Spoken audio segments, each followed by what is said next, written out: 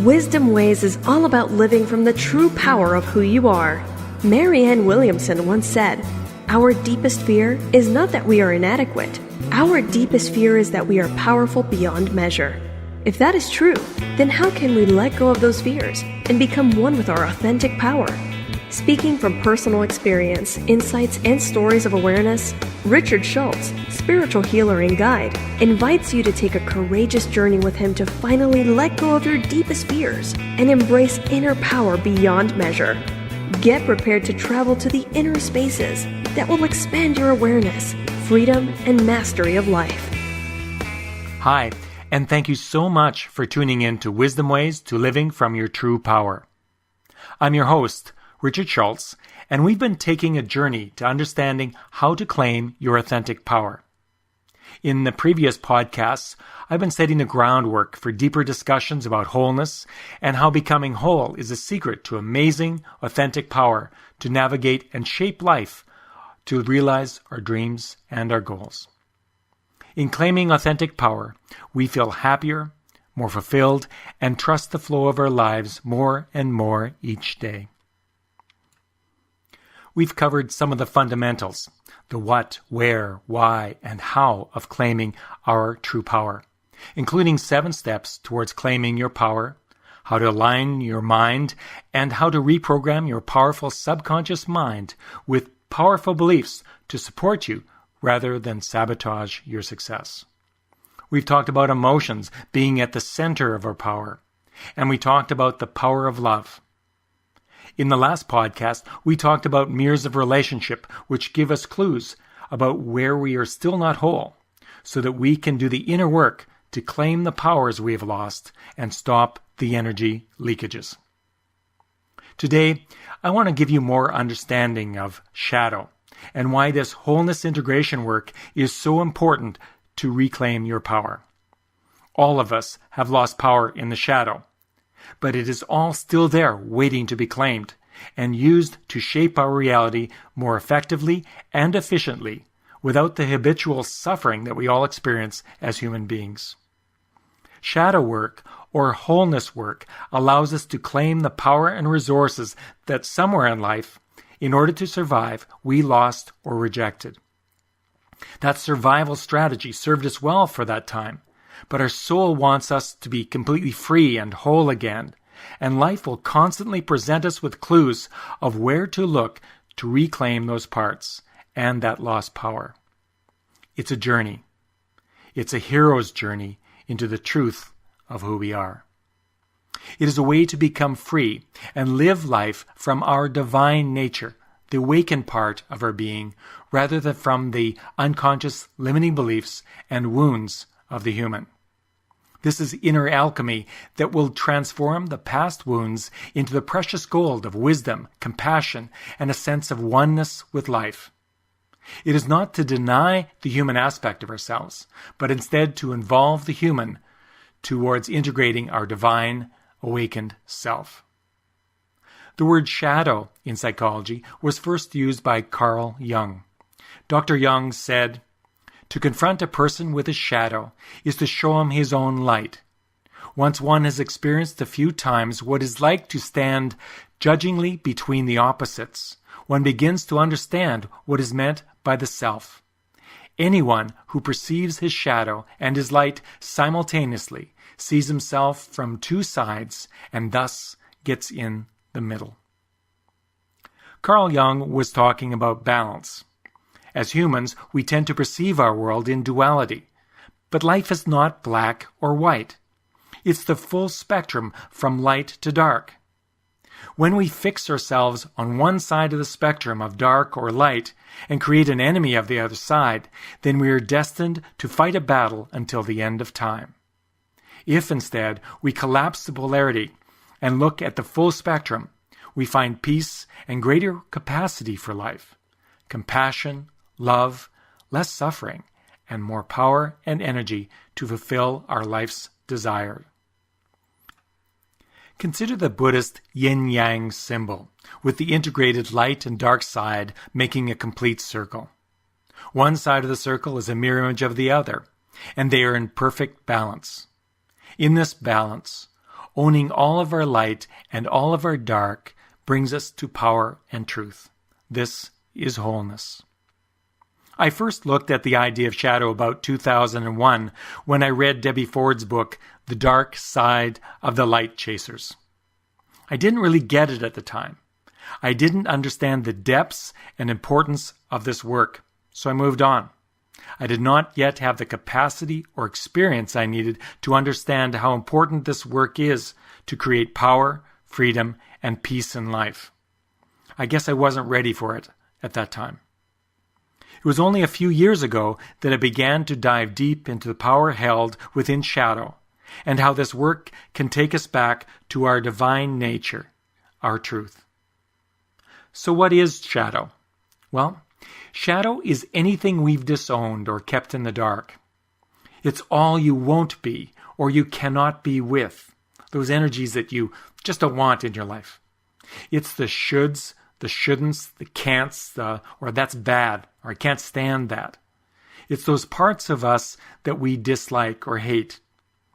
They were conditioned within us to survive when we were younger. There are things like anger, hatred, dishonesty, unworthy, shame, sexual expression, unlovable, loser, bitch, slut, weakling, authority, the bad boy or the bad girl. It also contains the light which we've cut ourselves off from, such as our beauty, our power, value, greatness, magnificence, joy, worth, brilliance, and even our divinity. It contains our power and our light and potential beyond where we are now. If you're stuck somewhere in life and cannot seem to break free, whether it be about finances, health, self-esteem, or in relationships, then there will be shadows behind this experience. Most people are afraid of their shadows because they don't really understand how they can benefit from embracing something they've attempted to push away all of their life. It makes no logical sense to love the parts of us that we have always hated. We're also attached to hating it because there was a benefit or a payoff in creating it in the first place. When we did it in order to feel loved or to survive. Most people will not do this work or are afraid of doing this work because it's perceived as a dark place, so it's better to keep hidden, out of the way. Why confront that? Why bring up bad stuff? It might bring up painful wounds, so it's best to avoid it. It's considered bad energy by some, and it'll cause you to feel bad again. And it might not work. Like anything else you've tried, maybe it's only going to work temporarily or not at all. So why do it anyway? Why waste your time? These are the excuses. It's better to just focus on positive things. This is called spiritual bypassing. Just focus on the positive and avoid all those dark energies and vibrations that are lower vibrations because they're evil and we just want to push those away and avoid them, even though they're already inside of us and they are part of us. Dr. Jung said, "One does not become enlightened by imagining figures of light, but by making the darkness conscious." This is what this work is all about. It is important to confront those fears and patterns and do the work anyway, despite our fears, because what you cannot be with will never let you be. It will follow you around by being mirrored in your reality, so there's no permanent escape until you actually do the work. You will never be free. It also takes a lot of energy to hide and push away these shadows, these parts of us that we don't like. The shadow also contains gifts and resources and energy to get you unstuck from your current situations and fulfill your purpose in life. So you need these gifts and resources to break free. You'll gain tremendous wisdom and compassion in working with shadow and claiming those shadow parts. You'll be more authentic, joyful, loving, and successful. You'll be able to access more of your true power. It is your only way to true freedom, or one of those components at least. To be totally free, you need to be whole. we need to be whole. If you do not deal with your shadow, there are consequences. We will stay shallow and uninteresting and not authentic in our lives. Shadow will continue to run your life forever and ever based on those same limiting beliefs and patterns with no escape if you do not claim the shadow. And your negative ego will use those shadows and the experience of shadow to keep you stuck and keep you shut down. The only way forward in human evolution is through confronting and embracing shadow, from loving all that is, complete acceptance, loving what is. Carl Jung said, "Whatever is rejected from the self appears in the world as an event. If you do not turn towards those shadow vibrations and shift them and transform them and bring them into the light, then they will continually create mirrors in your life of limiting experiences until you actually turn towards them and love them." So how do you know if you have shadow operating in your life? What are the symptoms of shadow? Well, a sure way to tell is reactivity. If you're over the top emotional about someone or something or some event in your life, if you really have a charge or emotional rejection of something, and you get angry, sad, or some other deep emotional reaction, then there will be a shadow behind this. If you're dramatizing, over-dramatizing, there's sure to be shadow. Another way to tell is if you're in judgment or projection onto others. If you say, that person's an angry person, that person's incompetent, that person is an idiot, I hate them, I can't stand them. Take Donald Trump as an example in our world today. If you're projecting onto Donald Trump that he's aggressive, he's an asshole, or something like that, then he is shadow for you. He's classic shadow for many people, including me a short time ago, until I turned and dealt with and claimed the asshole in me, the arrogant me, etc. So when we're in judgment or projection of others, there will be shadow behind it. Because if we can't own something within ourselves, we tend to project it on others and attract them into our life. If we're repeating behavioral patterns over and over again, those limiting patterns that come back again and again and again, and we can't seem to get out of them, the Groundhog Day, then there is shadow there. And also when we're stuck in parts of our life and unable to move forward with our finances, our health, our relationships, our spirituality, there's likely shadow behind that is keeping us stuck. And when we release that shadow, when we claim that shadow and understand it, then those experiences go away. The stuckness goes away. The idea of shadow can be partially understood intellectually, but doing the work to integrate and embrace the shadow is an experience that involves the heart, mind, and spirit. It is emotional work that transforms the limiting beliefs, past emotional wounds or trauma, and shifts the old life-depleting stories into empowered wisdom. When we do this work, our perspective of life changes and our behaviors shift too. Triggers disappear, and we begin to trust the flow of life and more gently flow down the stream without resistance. When you find and heal the wound behind the origin of a shadow part, then all associated triggers and limiting behaviors will disappear miraculously, often instantly. We're going to take a short break right now, and after the break, I'll give you an example of shadow with a personal story, and then help you start to identify some of the shadows that at some point you'll want to have the benefit of embracing if you want to move forward in your personal evolution. You're busy. Your life is hectic. But if you take just a few minutes every day for yourself, you can improve your relationships, health, success, and self-esteem. All you need to do is join Richard Schultz for his online course, The Refreshing Beliefs Method. you'll learn how to release fears and how to use your whole mind to achieve your goals toward a better life. Join Richard Schultz online today at refreshingbeliefs.com. Get back in charge of your life. That's online at refreshingbeliefs.com. Welcome back to the second half of Wisdom Ways to Living from Your True Power.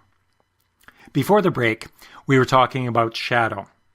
We've talked about what it is, why people find this work difficult, and the benefits of doing this work, despite the fears and lack of understanding of shadow. If you don't do this work, there are consequences. You will stay in the old limiting stories and patterns that you've always been in. That sucks, and we all know that feeling. So let me give you a classic example of a common shadow, the shadow of anger. And I've mentioned this shadow before. So check in with yourself. Do you have a judgment of anger? Are you able to express your anger when it happens without feeling guilty? Are there people in your life with anger issues that you get triggered by, or you are the object of their anger? Does your anger sometimes explode outside of your control, like road rage? Do you prevent yourself from expressing your anger and instead stuff it inside? Many people have these experiences of anger. They have learned to suppress their anger and are afraid to express it. So they stuff it inside or project that anger onto a spouse or boss or friend. You get to say, they are the angry person, not me. But it keeps on getting directed at you, and you get to hate or judge them because they have anger issues. If this is you, then you have anger issues too, which you refuse to see, and therefore you have pushed it into the shadows and hidden anger from yourself. Not too long ago, I had a client that wanted me to work with his son. He said his son had issues of anger and asked me if I could help his son. Whenever I get a parent asking me to work with their child, I usually start with the parent, because very often the source of the issue is with some behavior or experience with the parent. I asked the man to come and see me first without the child. I was wondering if the parent would actually have some issues with anger, and wondered how I might approach this question with him. I didn't have to. As soon as the man arrived, he started an angry rant about how things are wrong in the world. After listening to the anger venting, I asked the man if it was him that also had anger issues. I suggested that by working with himself and his own anger, it would go a long way to helping his son. The son was just likely holding on to his dad's anger for him and mimicking his dad as a mirror. If you have issues of anger, then you probably created this as a survival mechanism in childhood. Was it not safe to be angry in your family? Did you get shunned or severely disciplined if you were angry? Was one of your parents an angry person which hurt others and you decided it was bad? Did you just pick up and mimic the anger within a parent to fit in to that family? These are all reasonable reasons to suppress or disown anger. We all do these sorts of things because we don't know any better. We do it in order to survive or feel loved. Rejecting anger and thereby creating the shadow of anger probably had some benefits for you in your life. Maybe you became a peacemaker in your relationships because you're afraid of that anger, so you just remained peaceful as much as you could. Maybe you became a nice person or a good person that everybody liked and got along with because you hid your anger, and if you expressed your anger, you wouldn't be liked anymore. Maybe you moved into conflict resolution as a business or something similar. These are all positive aspects of pushing down anger, or seemingly so. But by rejecting anger, there are also consequences, especially establishing proper boundaries. The energy of anger helps with establishing boundaries. If you cannot say no with the energy of anger because it is not available to you, chances are people will not respect your no, and they may walk all over you. You'll be a doormat. If they continue to push, the situation escalates to the breaking point where you might explode or protect yourself by going numb or even fly out of the situation, take flight, and without ever resolving it, only to create another similar situation later on. If you own anger, you'll be able to use this energy by choice and even out of love without it exploding into violence. Anger is not good or bad, but suppressing anger has negative consequences. It is in your best interest to own anger, embrace it, and use it with love. If you do, then you will have tapped into an amazing power that will serve you rather than destroy you and your relationship with others. So how do you get to know what shadows you have? Let's spend a little time now helping you get some clues into some of your shadows. We're going to do a couple of exercises which will hopefully bring you some awareness into the work that you can do around shadow. Here's the first exercise. I'm going to say the start of a bunch of sentences one at a time. I invite you to just complete the sentences in your own words. Just to complete the sentence with the first words that come to your mind, rather than trying to think about it. Just let the words flow. After each question, you may want to stop the audio for a moment and write down your answers. So here's the starting question, and just complete the sentence. What I keep in the dark about me is... And for example, you might say that I'm ugly, or I'm incompetent and stupid, or whatever it is. So that's an example. So let's do it again. What I keep in the dark about me is... What I am most afraid of others finding out about me is... The emotions that I'm least comfortable with are... The biggest lie I tell myself is... What I can't stand in others is... What I am least willing to express in relationship is... Okay, you might want to write down those answers and see if those are things that you don't want in your life, that you can't be with. If it is, then those are shadows that you'll want to deal with at some point. Let's do another exercise. This is about where you're stuck. So, where are you most stuck in your life and wanting change? Just sit with that for a moment. Maybe turn off the audio. Where are you most stuck in your life? Then, close your eyes and remember when you really felt bad about this. Go to the darkest place about being stuck around this situation in your life. Go to that dark place. Notice and feel it in your body. Notice the emotions. And when you've connected to that stuck place, that dark place, feeling bad about being where you're at there, then answer this question. What do you make it mean about yourself when you're there, when you're stuck? What are you? What label would you put on yourself? Are you a loser? Are you not good enough? Are you stupid, fat, ugly? How would you label yourself? What kind of person would life treat this way? Or how would someone else judge you in that place of stuck? Would you be a victim? A perpetrator? A slut? What is it? Are you ugly? This will also help you identify shadow. These labels that you cannot be with are actually things, energies that you want to find a way to embrace and claim. And when you do, the energy of against will go away, and you'll be able to choose to be with that energy, and there will be benefits to claiming that energy.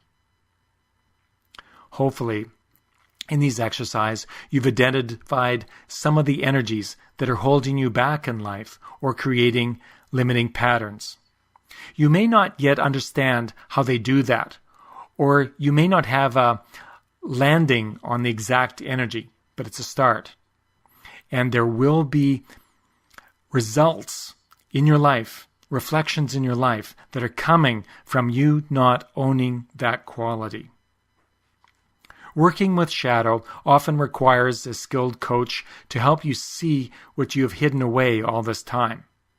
The ego does not actually want you to discover these lost parts, so will even talk you out of doing this work or send you in other directions to distract you from the work.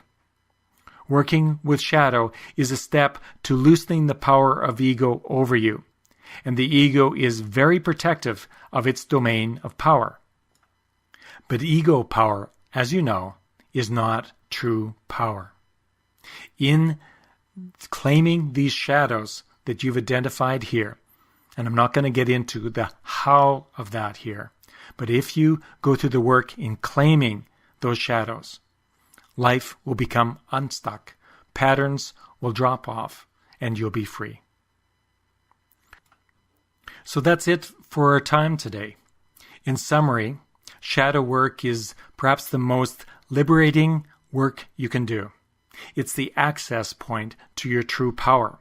You have power hidden in the shadows that wants to be claimed. It's the release point to all of our suffering. Shadow work is about restoring wholeness, and where you will discover unconditional love and acceptance for yourself and all of life. If you'd like to start the work of identifying and transforming your shadows to rediscover your freedom, power, and joy, please contact me. If you're stuck somewhere in your life, you'll benefit by finding and embracing the shadow behind it. The result is freedom. So if this feels right for you, email me, ring me up, or make an appointment with me online. You'll find me at www.wisdomways.net. Thank you for tuning in to Wisdom Ways to Living from Your True Power here on the tlrstation.com, powered by Tenacious Living International, where it's all about living outside the box. Have a great day. Are you ready to claim your authentic power? Visit www.wisdomways.net/power to gain instant access to Richard's free video course on being powerful. And if Richard said something today that truly impacted you and you'd like to talk with him further about it, please connect with him directly at 403-247-8042. Thanks for listening to Wisdom Ways. Have a great day. Talk with you next week.